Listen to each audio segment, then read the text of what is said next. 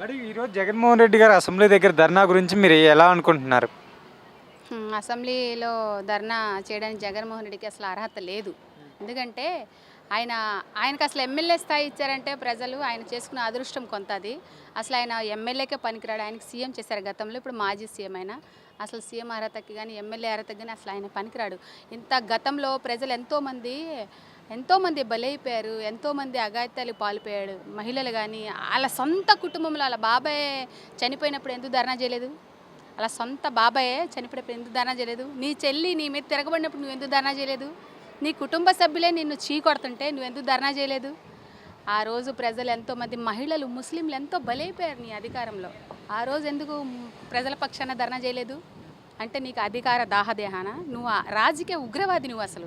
నువ్వు రాజకీయానికి పనికిరావు. అసలు నువ్వేం చేసావు? నువ్వేం పరిపాలించావు? ప్రజలకి 15,000 5,000 ఇచ్చి వాళ్ళకి సోమరిపోతులు చేసావు. ప్రజలకి అలాంటి మొబ్బు పెట్టి లబ్ధి పొందావు అంతే తప్ప నీకు ప్రజలు అసలు నిన్ను ప్రజలు గుర్తించలేదు. మరి ఇప్పుడు జగన్మోహన్ రెడ్డి గారు పోలీసుల్ని హెచ్చరిస్తూ తనని కోపడుతున్నాడు కదా, ఎప్పుడు ఎల్లకాలం ఈ ప్రభుత్వమే ఉండదని. దాన్ని మీరు ఎలా చూస్తారు?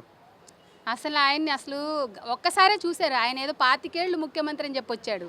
5 ఏళ్ళలోనే ఆయన చరిత్ర చూశారు ప్రజలు కానీ, పోలీసులు కానీ, డిపార్ట్మెంట్ కానీ అందరూ. అసలు అధికారులు ఎంతమంది అయితే అధికారులు ఉన్నారో పోలీస్ డిపార్ట్మెంటు, ప్రజలు సామాన్యులు 5 కోట్ల ఆంధ్ర ప్రజలు అందరూ ఒక్కసారే చూశారు ఆయనకి.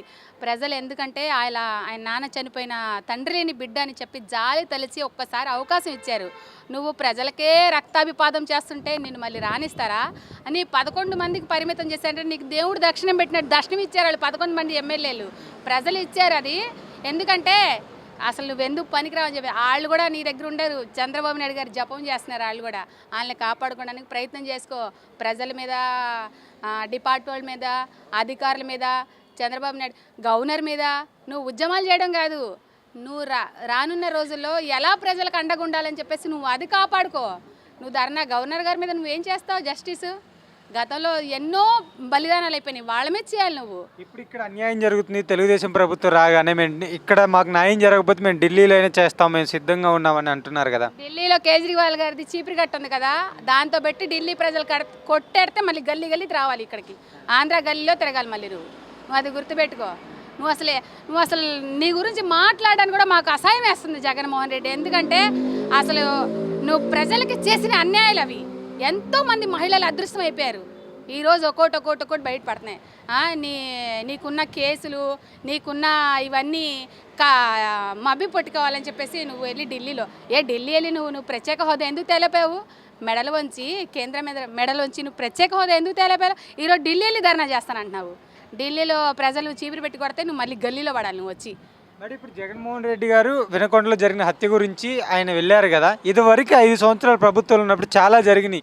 మరి అప్పుడు ఎందుకు వెళ్ళాలా, ఇప్పుడు ఎందుకు వెళ్ళారు? నువ్వు శవరాజకీయాలు చేస్తావు కాబట్టి చనిపోయిన వాళ్ళ ఇంటికి వెళ్ళి నువ్వు నవ్వుతా మాట్లాడతావు. నీకు అసలు శవాల ఇంటికి వెళ్ళి నువ్వు మాట్లాడే అమ్మఒడి గురించి, అయ్యఒడి గురించి మాట్లాడతావా? నువ్వు వాళ్ళకి అండగా ఏముంటావు? నువ్వు దోచుకున్న సొమ్ము ఏమైనా ఉంటే వాళ్ళకి పెట్టి బాగు చేయి. నువ్వు మైనారిటీల జీవితాలతో చెలగాటం ఆడుతున్నావు.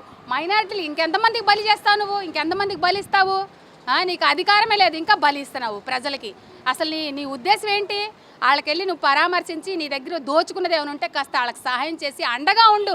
అంతే తప్ప ఒక మనిషిలాగా, ఒక మూర్ఖుల్లాగా ఈ గవర్నమెంట్ మీద ఇరుసుపడడం కాదు.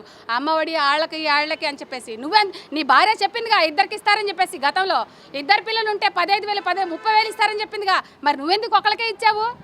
ఇప్పుడు అదే మాట మరి ఈ ప్రభుత్వం వచ్చింది అది ఇవ్వలేకపోతున్నారని చెప్పేసి అక్కడ చెప్తున్నాడు కదా. నీలాగా 15,000 రూపాయలు ఎవరు పడితే వాళ్ళకి దారిపై ధాన్యాలకి ఇచ్చి ధర్మం చేసేసి మొగుళ్ళకి సోమరిపోతులు చేసావు. ఇలా కాదు. ఆయన రాజకీయ విజనరీ ఎవరంటే నారా చంద్రబాబు నాయుడు గారు. ఎందుకంటే ఆయనకు తెలుసు అన్ని ఉన్నత పథకాలు సక్రమంగా ఇవ్వాల్సిన ఆయనకు అన్ని విధాలుగా తెలుసు. ఇస్తారు ఖచ్చితంగా.